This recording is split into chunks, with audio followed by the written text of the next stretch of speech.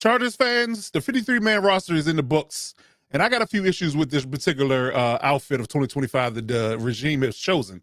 So I'm going to give you my top 4 problems I have with the 53-man roster construction.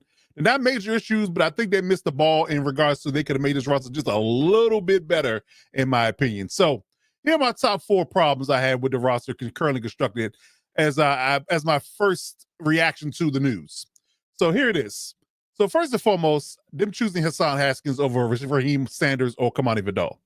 They waived both the Kimani Vidal and Sanders, and they will only be able to bring Vidal back.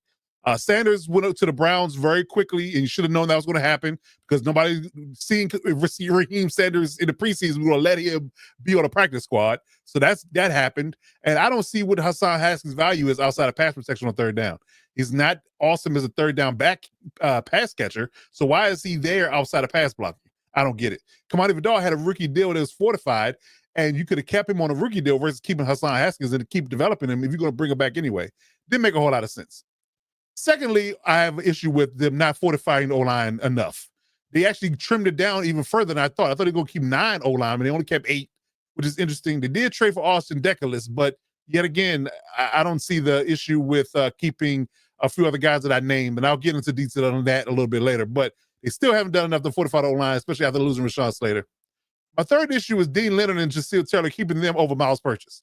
Miles Purchase completely and utterly outplayed both of them in the preseason. And Dean Leonard's on the IR, and we don't know what Jaseel Taylor is outside of a gunner and on special teams. So he's not a full-on fledged corner that's probably going to get a lot of snaps unless people get injured. So Miles Purchase has earned his right to be on this roster. Now, they did bring him back on the practice squad, but yet again, he should be on a 53-man roster outside of Jaseel Taylor or Dean Leonard. But yet again, I think that was a mistake. And then finally, and most importantly for me, choosing Alohi Gilman and Kendall Williamson over Tony Jefferson.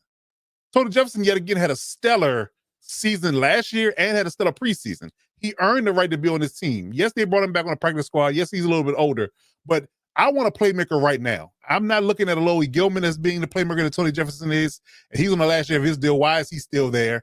And Kendall Williamson, I understand that he's younger. However, he's not the playmaker that Tony Jefferson is. And I will argue that you could probably have left Kendall Williamson on the practice squad. It would just been just fine. I think Tony Jefferson should have been on the active roster. Yeah, I know he's on the practice squad, but he could get snatched up at any point.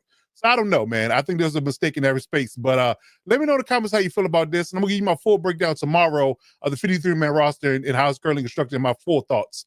But hit that subscribe button as always. And always got to remember to bolt up.